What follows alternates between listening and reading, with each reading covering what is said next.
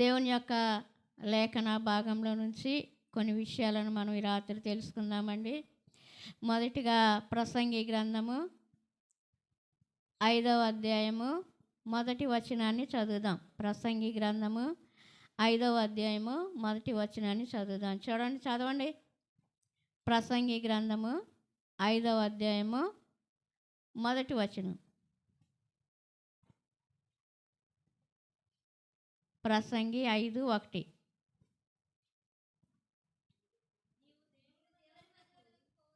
నీవు దేవుని మందిరమునకు పోవునప్పుడు నీ ప్రవర్తన జాగ్రత్తగా చూసుకొనుము.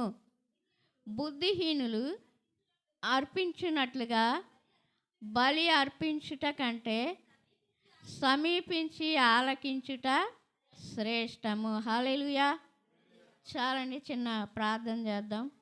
యేసయ్యా, నీకు వందనాలు, స్తోత్రాలు ప్రభువా. చదవబడిన ఈ లేఖన భాగాన్ని మీరు ఆశీర్వదించి ప్రతి ఒక్కరికి అర్థమయ్యే రీతిగానైనా మీరే వివరించి సహాయం చేయమని యేసు నామములో అడుగుచున్నాను తండ్రి, ఆమేన్. చదువుదాం. నీవు దేవుని మందిరానికి పోవునప్పుడు నీ ప్రవర్తన జాగ్రత్తగా చూసుకొనుము. ఈ రోజుల్లో మనం దేవుని మందిరానికి వెళ్తున్నామంటే ఎందుకు వెళ్తున్నాము, దేవుని మందిరానికి ఎందుకు వెళ్తున్నాము అనేటటువంటి ఒక ఆలోచన కలిగి మన యొక్క ప్రవర్తన ఏం చేయాలంట, జాగ్రత్తగా.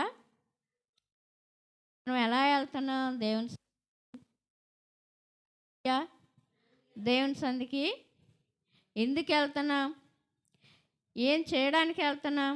అసలు ఎందుకు వెళ్తున్నాం అని చెప్పి మనలో మనం ఏం చేయాలంటే ఆలోచన చేసుకొని మన యొక్క ప్రవర్తన జాగ్రత్తగా చూసుకోవాలంటండి. ఎందుకంటే మనం ముందు వస్తూ ఉంటే మన వెనక ఎంతోమంది మనల్ని చూస్తూ ఉంటారు కదా. హల్లెలూయా.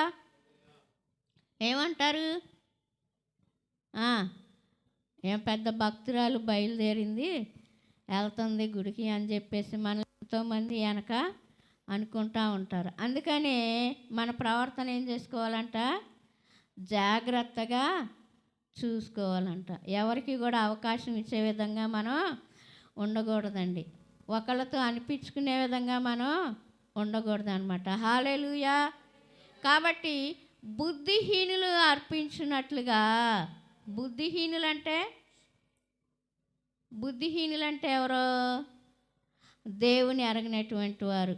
బుద్ధిహీనులంటే దేవుడు అంటే తెలియనటువంటి వారు. వాళ్ళు ఏం చేస్తారు అంటే బలి అర్పిస్తారంటండి. హల్లెలూయా. బుద్ధిహీనులాగా మనం ఏం చేయకూడదంటే బలి అర్పించడానికి కాదు మనం వచ్చేది. ఎందుకు వస్తున్నాం దేవుని సన్నిధికి అంటే సమీపించి ఆలకించడానికి దేవుని యొక్క సన్నిధికి మనం వెళ్తా ఉన్నాం. హల్లెలూయా. దేవుని సన్నిధికి ఎందుకు వెళ్ళాలి చెప్పండి? సమీపించి ఆలకించడానికి. ఏం ఆలకించాలి? ఆయన ఉపదేశాన్ని, ఆయన యొక్క మాటలను, ఆయన యొక్క వాక్యాన్ని మనం ఏం చేయాలంటే ఆలకించాలి, వినాలి, గ్రహించాలన్నమాట. అందుకని దేవుని సన్నిధికి వెళ్ళాలండి. హల్లెలూయా. కాబట్టి మనం దేవుని యొక్క మందిరానికి వెళ్తూ ఉన్నామంటే చాలామంది ఏం చేస్తూ ఉంటారంటే దేవుని మందిరానికి వచ్చి ఏం చేస్తారంటే ఎవరు ఎట్లా కూర్చున్నారు, ఎవరు ఏం చేస్తున్నారు, కొంతమంది మాట్లాడుకునే వాళ్ళు మాట్లాడుకుంటారు, కొంతమంది అటు ఇటు చూసేవాళ్ళు, కొంతమంది మరి రకరకాలుగా చేస్తూ ఉంటారు దేవుని సన్నిధిలో కూడా కదా. కానీ మన ప్రవర్తన ఎలా ఉండాలంట, జాగ్రత్తగా ఉండాలి. ఎందుకని అంటే ఎవరు చూస్తున్నారు మనల్ని? దేవుడు చూస్తున్నాడండి. మనం ఎలా కూర్చున్నాం, ఏం చేస్తున్నాం, ఎటు చూస్తున్నాం, ఎలా ఉన్నాం అనేది ఎవరు చూస్తున్నారంటే దేవుడు చూస్తున్నాడు మనల్ని. ఎవరో చూస్తారు, ఎవరో ఇది చేస్తారని కాదు, కానీ దేవుడు మనల్ని చూస్తున్నాడు అనేటటువంటి భయముతో మనం ఏం చేయాలంటే దేవుని సన్నిధిలో జాగ్రత్తగా సమీపించి ఆలకించడం నేర్చుకోవాలండి. హల్లెలూయా. ఆయన యొక్క మాటలను మనం ఆలకించి ఆ యొక్క మాటలను మనం హృదయంలో దాచుకోవటానికి దేవుని దగ్గరికి రావాలండి. హల్లెలూయా. కాబట్టి ఈ రాత్రికాల సమయంలో దేవుని యొక్క వాక్యాన్ని కనుక మనం చూసినట్లయితే చదువుదాం చూడండి. కీర్తన 122, కీర్తన 122 9వ వచనాన్ని చదువుదాం ఒకసారి చూడండి. దేవుని సన్నిధికి మనం ఎందుకు రావాలో, దేవుని సన్నిధికి ఎందుకు వెళ్ళాలో.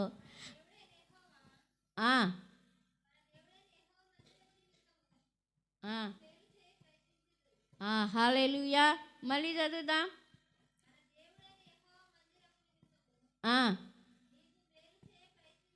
హల్లెలూయా. దేవుని యొక్క సన్నిధికి మనం ఎందుకు వెళ్తున్నామంటే, దేవుని సన్నిధికి ఎందుకు రావాలి అంటే, ఎందుకు రావాలి ఇప్పుడు చెప్పండి? మేలు అనుభవించడం కోసం రావాలండి. దేవుని సన్నిధిలో ఏమనుభవించాలి? మేలు అనుభవించడం కోసం ఆయన సన్నిధికి రావాలి. హల్లెలూయా. చాలామంది మేలైతే కావాలని కోరుకుంటారు కానీ మందిరానికి మాత్రం రారండి. హల్లెలూయా. మందిరానికి రాకుండా మరి మేలు ఎట్లా వస్తుంది? మేలు ఎలా జరుగుద్దండి?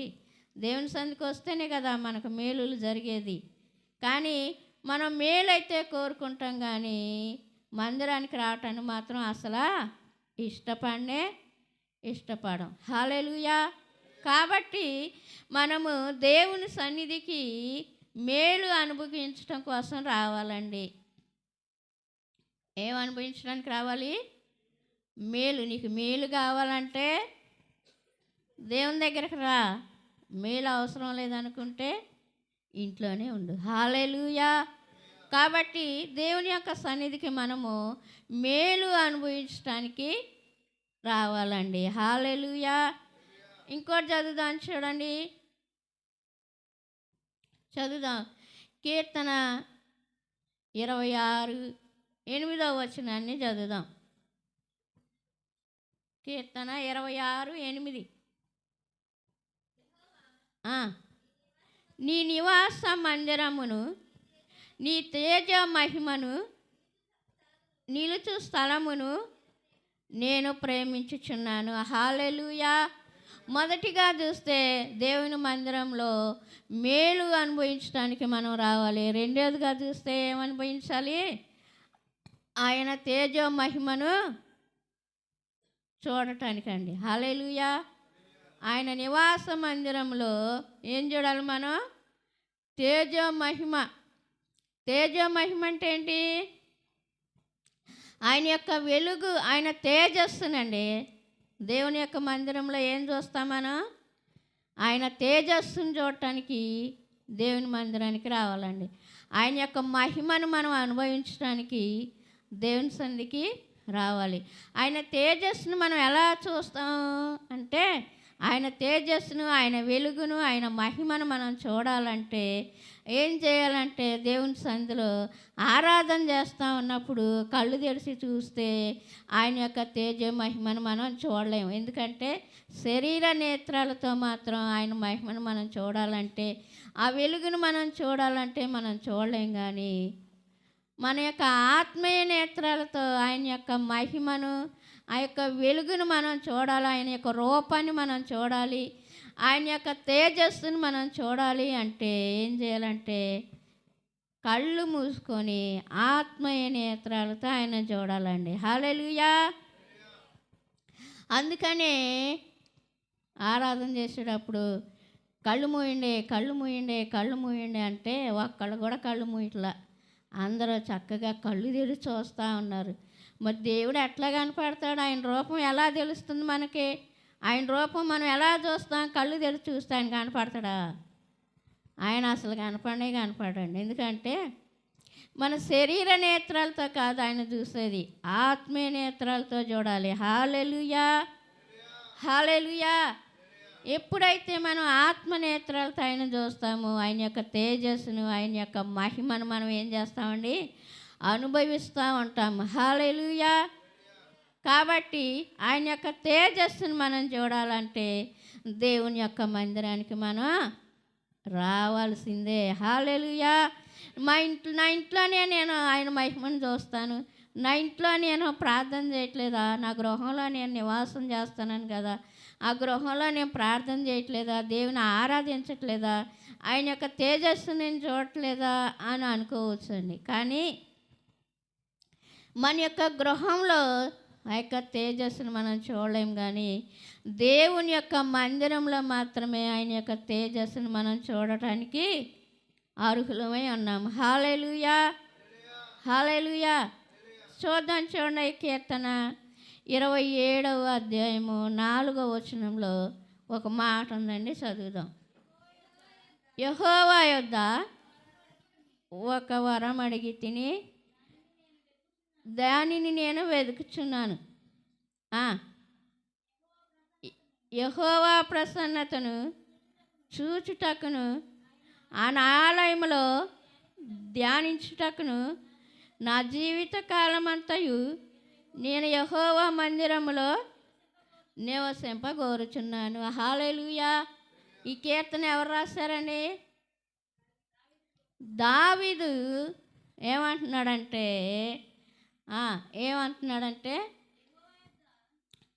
కింద యెహోవా ప్రసన్నతను చూచుటకును ఆయన ఆలయంలో ధ్యానించుటకును నా జీవిత కాలమంతయు నేను యెహోవా మందిరంలో నివసింపగోరుచున్నాను. హల్లెలూయా. ఆయన యొక్క ప్రసన్నతను మనం చూడాలంటే ఎక్కడికి రావాలండి? దేవుని మందిరానికి రావాలి. దేవుని సన్నిధిలోనే ఆయన ప్రసన్నతను మనం పొందగలమండి. హల్లెలూయా. అందుకనే భక్తుడైనటువంటి దావీదు చెప్తా ఉన్నాడు, ఏమని? నేను యెహోవా ప్రసన్నతను చూసుటకు ఆయన ఆలయంలో ధ్యానించడానికి. దేవుని యొక్క మందిరంలో మనం ఇంట్లో ఎన్నో పనులు ఉంటాయి కదా, ఏదో ఒక పని మనల్ని ధ్యానించనివ్వదండి. దేవుని సన్నిధిలో కనుక వచ్చి కూర్చొని చక్కగా ధ్యానం చేస్తూ ఉంటే దేవుడు ఎన్నో విషయాలను మనకు తెలియజేస్తూ ఉంటాడండి. బైబిల్ ముందు పెట్టుకొని కూర్చొని ఆలోచన చేస్తూ ఉంటే ఎన్నో సంగతులు, ఎన్నో గొప్ప సంగతులు, తెలియనటువంటి సంగతులన్నీ కూడా దేవుడు మనకు తెలియజేస్తూ ఉంటాడండి. అందుకనే దేవుని సన్నిధిలోకి వచ్చి, దేవుని మందిరానికి వచ్చి ఏం చేయాలంటే ధ్యానం చేయాలి. ఏం ధ్యానం చేయాలి? దేవుని యొక్క వాక్యాన్ని ఏం చేయాలి? ధ్యానించాలి, చదవాలి. చదివి ఆలోచన చేస్తూ ఉంటే మనకి దేవుడు ఎన్నో సంగతులు బయలుపరుస్తూ ఉంటాడనమాట. అందుకని దేవుని సన్నిధికి మనం రావాలి. హల్లెలూయా, హల్లెలూయా. ఇంకోటి చూడండి, కీర్తన 52:8 వచనాన్ని చదువుదాం. కీర్తన 52:8. నేనైతే దేవుని మందిరంలో పచ్చని ఒలీవ చెట్టు వలె ఉన్నాను. ఎవరైనా పచ్చని ఒలీవ చెట్టులాగా ఉంది? ఎవరైనా? ఈ కీర్తన ఎవరు రాశారు? దావీదు అంటున్నాడు. ఏమని? నేనైతే పచ్చని ఒలీవ చెట్టు వలె ఉన్నాను. హల్లెలూయా. ఎక్కడా? దేవుని మందిరంలో. అంటే దేవుని మందిరంలో నాటబడినటువంటి ప్రతి ఒక్కరు కూడా, దేవుని యొక్క మందిరంలో అడుగుపెట్టిన ప్రతి ఒక్కరు కూడా, దేవుని యొక్క మందిరంలో అడుగుపెట్టిన ప్రతి వారు కూడా ఎలా ఉంటారంట? పచ్చని ఒలీవ చెట్టుని ఎవరైనా చూసారా? చూడలేదా? అది ఎప్పుడు కూడా పచ్చగా ఉంటుందంట. అసలు ఎండిపోవటం అనేది ఉండదు. అది చాలా కొన్ని రోగాలకి మందుగా కూడా ఉపయోగిస్తారు. ఆ ఆకులు, దాంట్లో నుంచి వచ్చిన నూనె తీసి చక్కగా ఆ నూనె రాసుకుంటేనంట, మన శరీరానికి రాసుకుంటే మెరుపు వచ్చిద్దంట. హల్లెలూయా. చాలామంది వాడుతూ ఉంటారు శరీరానికి కూడా ఆ నూనె. ఆ ఒలీవ మొక్క ఎలాగైతే పచ్చగా ఉంటుందో మన జీవితాలు కూడా అలాగే పచ్చగా ఉంటాయండి. ఎప్పుడు? దేవుని మందిరానికి వచ్చినప్పుడు. హల్లెలూయా. అందుకని భక్తుడైన దావీదు దేవుని మందిరంలో నేనైతే పచ్చని ఒలీవ చెట్లాగా ఉన్నాను అంటే దేవుని యొక్క బిడలను, దేవుని యొక్క ప్రజలను, ఆయన రక్తంలో కడబడినటువంటి బిడ్డలను దేవుడు ఎలా మార్చాడండి? ఒలీవ చెట్లాగా మార్చాడు. పచ్చటి ఒలీవ చెట్టుకు ఏ రోగం లేదండి, ఏ వ్యాధి రాదండి, ఏ బలహీనత రాదండి. అట్లాగే నీ జీవితంలో, నా జీవితంలో కూడా ఆ ఒలీవ చెట్టుతో పోల్చబడినటువంటి ప్రతి ఒక్కరి జీవితము ఎలా ఉంటుందంటే ఒలీవ చెట్టులాగా ఏ వ్యాధి లేకుండా హ్యాపీగా, సంతోషంగా ఉంటారండి. హల్లెలూయా, హల్లెలూయా. కీర్తన 23:6 వచనాన్ని చదువుదామండి. కీర్తన 23:6. నేను బ్రతుకు దినములన్నీ కృపాక్షేమములే నా వెంట వచ్చును. చిరకాలము యెహోవా మందిరంలో నేను నివాసం చేసేదను. హల్లెలూయా. ఈ కీర్తన ఎవరు రాశారు? దావీదు రాశాడండి. ఏమంటున్నాడు? చిరకాలం ఎప్పుడూ కూడా నేను ఎక్కడ ఉండాలని కోరుకుంటున్నాను? దేవుని యొక్క మందిరంలోనే నివాసం చేయాలని కోరుకుంటున్నాను అని దావీదు అంటున్నాడండి. మరి మనమైతే మందిరానికి రావాలంటేనే మందిరానికి రావాలంటే రాబుద్ది అవదు. ఎప్పుడు వెళ్ళే మందిరమేగా, ఎప్పుడు చూసే మందిరమేగా, ఎప్పుడు జరిగే మందిరమేగా. ఇవాళ కాకపోతే రేపు వెళ్ళొచ్చులే, రేపు కాకపోతే ఎల్లుండి వెళ్ళొచ్చులే అన్నట్టుగా మనమైతే నిర్లక్ష్యంగా ఉంటున్నాం కానీ, అనాలోచనగా ఉంటున్నాం కానీ, వ్యతిరేకంగా ఉంటున్నాం కానీ, భక్తుడైనటువంటి దావీదైతే ఏం చెబుతున్నాడు? చిరకాలం నేను యెహోవా మందిరంలో నివాసం చేయాలని కోరుకుంటున్నానని చెప్పేసి దావీదు చెప్తా ఉన్నాడండి. హల్లెలూయా. ఎవరైనా మందిరంలో నివాసం చేయాలని కోరుకుంటారా? అసలు మందిరానికి రావటానికే ఇష్టపడరు కదా. హల్లెలూయా. కానీ దావీదు మాత్రం ఆయన మందిరంలోనే ఉండాలని కోరుకుంటున్నాడండి. ఆయన మందిరంలో ఎప్పుడూ కూడా ఆయన మందిరంలోనే ఉండాలని కోరుకుంటా ఉన్నాడు దావీదు. హల్లెలూయా. చదువుదాం చూడండి. కీర్తన 36:8 వచనాన్ని చదువుదాం. కీర్తన 36:8. నీ మందిరం యొక్క సమృద్ధి వలన వారు సంతృప్తి నొందుచున్నారు. హల్లెలూయా. దేవుని యొక్క మందిరంలో ఏముందండి? సమృద్ధి ఉంది. సమృద్ధి అంటే ఏంటి? దేవుని యొక్క మందిరంలో లేమనేది ఉండదు, కరువు అనేది ఉండదు, కొరత అనేది ఉండదు, ఏమీ కూడా లోటు ఉండదండి. ఏముంటుంది మరి అంటే సమృద్ధి. సమృద్ధి ఎప్పుడు కూడా దేవుని యొక్క మందిరంలో దేవుని యొక్క వాక్యం ఎప్పుడు కూడా వినబడతానే ఉంటుందండి. హల్లెలూయా. దేవుని యొక్క వాక్యం ఎప్పుడు కూడా ప్రకటించబడతానే ఉంటుందన్నమాట. అందుకనే దేవుని యొక్క సన్నిధిలో ఏముండదో సమృద్ధి ఉంటుంది కదా. హల్లెలూయా. ఆ సమృద్ధి వల్ల ఏం జరుగుతుందంట? సమృద్ధి వలన వారు సంతృప్తి నొందుచున్నారు. అంతేనా? హల్లెలూయా. ఎప్పుడు కూడా ఏం చేస్తున్నారు? తృప్తి పొందుతున్నారు. ఎవరో? దేవుని ప్రజలు కదా. దేవుణ్ణి ఎరిగినటువంటి వారు ఏం పొందుతున్నారంటే సంతృప్తి పొందుతూ ఉన్నారు. ఎందుకంటే చక్కగా తృప్తిగా దేవుని యొక్క వాక్యాన్ని అనుభవిస్తూ ఉన్నారు. దేవుని యొక్క వాక్యాన్ని చక్కగా వింటూ ఉన్నారు, ఆలకిస్తూ ఉన్నారు. ఆ వాక్యాన్ని హృదయాల్లో నెమరు వేసుకుంటున్నారు, జాగ్రత్తగా వాక్యాన్ని భద్రం చేసుకుంటున్నారండి. హల్లెలూయా. అందుకని దేవుని వాక్యం చేత ఏం చేస్తూ ఉన్నారు? సంతృప్తి పొందుచు ఉన్నారు. హల్లెలూయా. కాబట్టి ఈ రాత్రికాల సమయంలో దేవుని మందిరానికి మనం ఎందుకు రావాలి అంటే సమృద్ధి పొందడానికి రావాలి, తృప్తి పొందడానికి రావాలి. ఏం తృప్తి? ఎలాగా తృప్తి పొందుతున్నారు అంటే దేవుని యొక్క వాక్యాన్ని, దేవుని యొక్క వాక్యము జీవాహారంగా భావించి ఆ వాక్యాన్ని ఆత్మీయ శరీరానికైతే మరి అది వాక్యము మనము ఆకలి తీర్చుకోలేము, కానీ మన ఆత్మకు ఆకలి తీరాలంటే మనకి ఏం కావాలండి?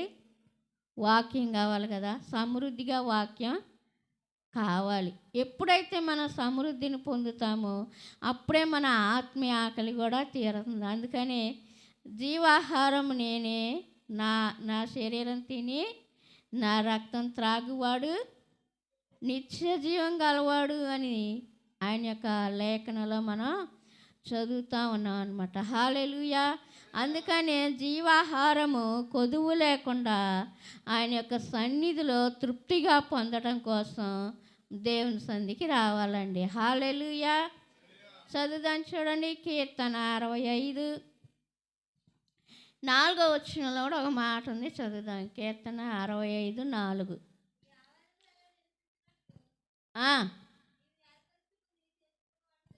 హల్లెలూయా. ఎక్కడ? ఎవరి ఆవరణంలో? దేవుని ఆవరణంలో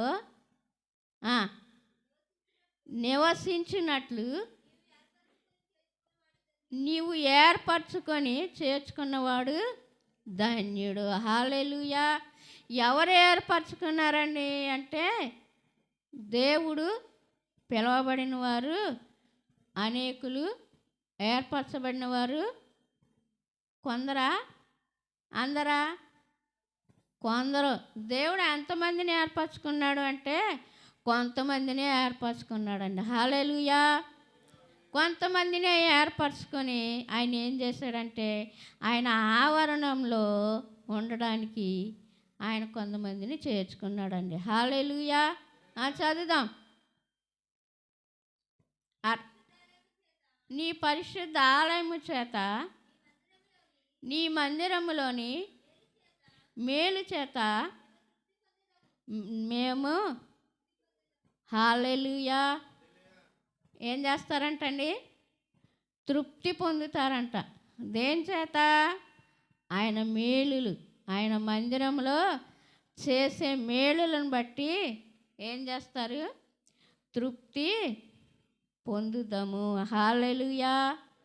కాబట్టి దేవుని సన్నిధికి రావడానికి మనకు ఇవన్నీ కూడా చాలా అవసరమేనండి కదా. అవసరమే, కానీ రావటానికైతే వెనకాడుతున్నారు. మరి ఇవన్నీ అందరికీ కావాలి, కానీ ఆయన సన్నిధికి రావటానికైతే వెనకాడుతూ ఉన్నారు. హల్లెలూయా.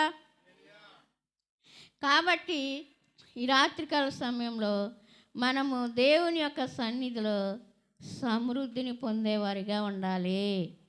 హల్లెలూయా. చదువుదాం చూడండి. కీర్తన 63 2వ వచనాన్ని చదువుదాం. కీర్తన 63 2.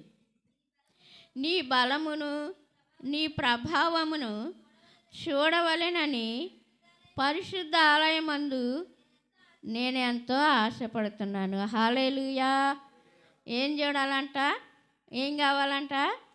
ఆయన యొక్క బలం, ఆయన బలము, తర్వాత ఆయన ప్రభావం అండి. హల్లెలూయా. దేవుని యొక్క సన్నిధిలో మనం ఏం పొందుకోవాలంటే బలాన్ని పొందుకోవాలి. దేవుని యొక్క సన్నిధిలో మనం ఏం చేయాలంటే ప్రభావాన్ని చూడాలి. హల్లెలూయా. ఇవన్నీ కూడా మనం ఎక్కడ చూస్తాం, ఎక్కడ పొందుకుంటామంటే దేవుని సన్నిధిలో మాత్రమే మనం వీటన్నిటిని కూడా పొందుకోవడానికి యోగ్యులమై ఉన్నాం. హల్లెలూయా. అందుకనే దేవుడు చెప్తున్నాడు ఏమని అంటే, నా మందిరమందు నివసించువారు ధన్యులు. చదువుదాం చూడండి. కీర్తన 84 4వ వచనం చదువుదాం. నీ మందిరమునందు నివసించువారు ధన్యులు, వారు నిత్యము నిన్ను స్తుతించెదరు. హల్లెలూయా. దేవుని యొక్క మందిరంలో నివసించేవారు ఎవరండి? ధన్యులు, గొప్పవారు. అన్యులు కాదు, ధన్యులు. ఎందరికో లేనటువంటి గొప్ప ధన్యత దేవుడు నీకు నాకు ఇచ్చినందుకు మనం ఏం చేయాలండి? నిత్యము ఆయన ఏం చేయాలి? స్తుతించాలి. హల్లెలూయా. నిత్యము నిన్ను స్తుతించుదురు. ఇంత గొప్ప ధన్యత పొందినటువంటి మనము నిత్యము కూడా ఎప్పుడు కూడా దేవుని ఏం చేయాలి? స్తుతించాలి, కొనియాడాలి. హల్లెలూయా. కీర్తించాలి ఆయన్ని. హల్లెలూయా. మనం ఎంత ఇచ్చినా ఏం చేసినా సరే దేవుని యొక్క రుణాన్ని మాత్రం మనం తీర్చుకోలేమండి. హల్లెలూయా. అందుకనే నిత్యము కూడా ఏం చేయాలి? ఆయన్ని స్తుతించాలి. అనుక్షణం, ప్రతి క్షణం, ప్రతి గడియ ఆయనకి ఏం చెల్లించాలి? స్తుతి చెల్లించాలి. హల్లెలూయా. చదువుదాన్ని చూడండి. కీర్తన 84:10 వచనాన్ని కూడా చదువుదాం. నీ ఆవరణంలో ఒక దినము గడుపుట 1000 దినముల కంటే శ్రేష్టము. హల్లెలూయా. ఒక్క దినం అండి దేవుని సందులో 24 గంటలు ఎవరైనా గడిపారా? మనం 1 గంట 2 గంటలు కూర్చోడానికి కూర్చోలేం, దేవుని సన్నిధిలో ఉండలేం. 2 గంటలు 3 గంటలు ఉండటానికే చాలా ఇబ్బంది పడతాం. కానీ దేవుని యొక్క వాక్యం ఏం సెలవిస్తూ ఉంది అంటే, ఒక్క దినం గడిపితే ఎన్ని దినాలు గడిపినట్టంట? 1000 దినాలు. 1000 దినాలు అంటే ఎన్ని సంవత్సరాలు అంటారు? సంవత్సరానికి ఎన్ని రోజులు? 365 రోజులు కదా, అంతేనా? 66, 65. అయితే మరి ఈ విధంగా మనం చూసుకుంటే కనుక 1000 రోజులకి ఎన్ని సంవత్సరాలు వస్తుంది?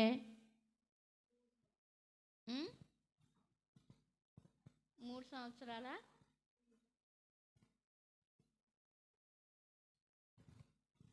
3 సంవత్సరాలు 300 300 3 3 9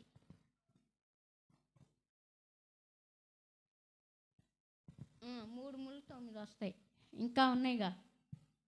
కాబట్టి మనం దేవుని సందులో ఒక్కరోజు గడిపితేనంట 1000 రోజులతో సమానం అంట. 3 సంవత్సరాలతో సమానం అండి. హల్లెలూయా. కానీ మనం 1 గంట 2 గంటలు ఉండటానికి చాలా ఇబ్బంది పడిపోతాం కదా. మరి దేవుడు చూడు అట్లా అసలు ఆయన వాక్యం చదువుతూ ఉంటే ఇంకా చదవాలి చదవాలి చదవాలనే ఆశ కలుగుతూ ఉంటుంది అన్నమాట కదా. బైబిల్ చదివితేగా మనకి అన్నీ తెలియటానికి. హల్లెలూయా. బైబిల్ చదివితే మనకు అన్నీ తెలుస్తాయి, కానీ మనం చదవం. హల్లెలూయా. కాబట్టి దేవుని యొక్క సన్నిధిలో మనం ఏం చేయాలంటే వీటన్నిటిని అనుభవించడానికి ఆయన సన్నిధికి రావాలండి. ఇంట్లో ఉంటే మనం వీటన్నిటిని పొందుకోగలమా? పొందుకోలేం. ఇంట్లో ఉంటే ఇవన్నీ మనకు రావు. ఇంట్లో ఉంటే ఇవన్నీ కూడా మనం చూడలేం కదా. ఎప్పుడైతే దేవుని సన్నిధికి వస్తారో ఆయన సన్నిధిలో వీటన్నిటిని కూడా మనం చూడగలం, అనుభవించగలం, పొందుకోగలం అండి. హల్లెలూయా. కాబట్టి దేవుని మందిరానికి రావటానికి ఎవరు కూడా నిర్లక్ష్యం చేయొద్దండి. హల్లెలూయా.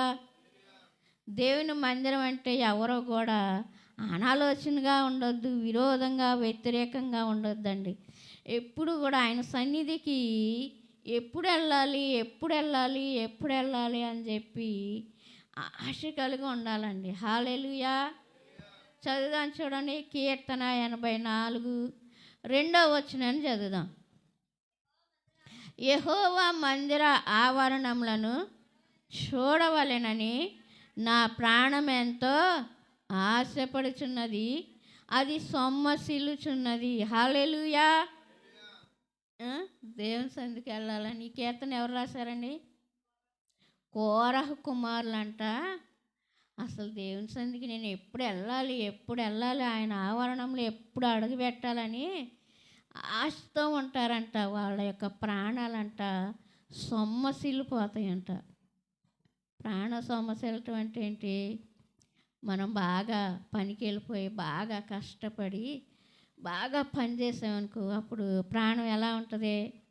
అలసిపోయి అసలు ఏమి చెయ్యాలేమో, ఏమి కూడా చేయటానికి కూడా ఇష్టపడం. అట్లాగా దేవుని సన్నిధికి రావాలని కోరహ కుమారులంట అంతగా సొమ్మసిల్లిపోయారంటండి. ఆయన సన్నిధికి వెళ్ళాలని ఎంతో ఆశ అంట. మనకుందా ఆ ఆశ? ఆ ఆశ మనకుంటే మనం ఎప్పుడో కోరహ కుమారుల కంటే కూడా ఇంకా ఎక్కువగా ఆశతో ఉండేవాళ్ళం అండి. హల్లెలూయా. మనము దేవుని సన్నిధికి ఎప్పుడు వెళ్ళాలి? వెళ్ళొచ్చులే, మన పనులు అవ్వలేదుగా, అన్నం పొయ్యి మీద ఉందిగా, కూర పొయ్యి మీద ఉందిగా, అయ్యాక వెళ్ళొచ్చులే, లేకపోతే అన్నం తిన్నాక వెళ్ళొచ్చులే, బట్టలు ఉతుక్కున్నాక వెళ్ళొచ్చులే అని ఇక్కడ దేవుని యొక్క మందిరంలో పాటలు పాడుతూ ఉంటే, ఆరాధన చేస్తూ ఉంటే చివరి లాస్ట్లో వచ్చేవాళ్ళు కూడా ఉన్నారండి. హల్లెలూయా. వాక్యం అయిపోయిన తర్వాత ఆమె అని చెప్పే ముందు కూడా వచ్చేవాళ్ళు కూడా ఉన్నారండి. హల్లెలూయా. వాళ్ళకి ఏమి లేదు, ఆశ లేదు, దేవుని సన్నిధికి వెళ్ళాలని ఆశ లేదు, వెళ్ళొచ్చులే అన్న నిర్లక్ష్యం తప్ప ఆశ మాత్రం లేదండి. అదే ఆశ ఉంటే స్టార్ట్ చేయగానే వచ్చి కూర్చుంటారండి. హల్లెలూయా. టైం అవ్వకముందే వచ్చి కూర్చుంటారండి దేవుని సన్నిధిలో. హల్లెలూయా. కానీ కోరహ కుమారులు అయితే అసలు ఎంతో ఆశతో ఉన్నారండి వాళ్ళు. ఎందుకు? దేవుని మందిరానికి వెళ్ళాలని, ఆయన ఆవరణంలో గడపాలని, ఆయన ఆవరణంలో ప్రవేశించాలని ఎంతో ఆశ కలిగి ఉన్నారు. హల్లెలూయా. కాబట్టి దేవుని మందిరానికి రావటం వల్ల మనకి ఎన్నో ప్రయోజనాలు ఉన్నాయి, ఎన్నో మేలులు ఉన్నాయి, ఎన్నో కార్యాలను మనం చూస్తామండి. హల్లెలూయా. ఆయన కార్యాలను చూడాలంటే తప్పనిసరిగా దేవుని సన్నిధికి రావాలి. ఆయన సన్నిధిలో ప్రతిదీ కూడా మనం అనుభవించి తీరాలి. హల్లెలూయా. అందుకని కోరహ కుమారులు ఏం చేశారు? ఎంతో ఆశ కలిగి ఉన్నారు. ఆయన సన్నిధికి వెళ్ళాలి, ఆయన సన్నిధిలో కార్యాలు చూడాలి, ఆయన సన్నిధిలో అనుభవించాలి, మేలులు పొందుకోవాలని ఎంతో ఆశ కలిగి ఉన్నారండి. అందుకనే వాళ్ళు కీర్తనలో లెక్కించబడ్డారు. అందుకనే వాళ్ళ గురించి మనం చెప్పుకుంటున్నాం. ఎప్పుడు రాశారు ఈ కీర్తనలో? ఎప్పుడో రాశారు కదా. ఎప్పుడో రాసిన వాళ్ళ గురించి ఈ దినాల్లో వాళ్ళు ఉన్నారో లేరో కానీ వాళ్ళ గురించి అయితే మనం చెప్పుకుంటా ఉన్నాం. హల్లెలూయా. కాబట్టి దేవుని సన్నిధి అంటే నిర్లక్ష్యం చేయొద్దు. దేవుని యొక్క కార్యాల్లో నిర్లక్ష్యంగా ఉండొద్దు. దేవుని పనుల్లో ముందుండడానికి, ఆయన యొక్క మేలులను పొందుకోవడానికి మనం ముందుండి ఆయన యొక్క పనిలో ముందు కొనసాగాలని నా మాటలో ముగిస్తున్నాను. దేవుడు ఈ వాక్యాన్ని ప్రతి హృదయంలో నీరు కట్టి ఫలింపచేయునుగాక. ఆమేన్.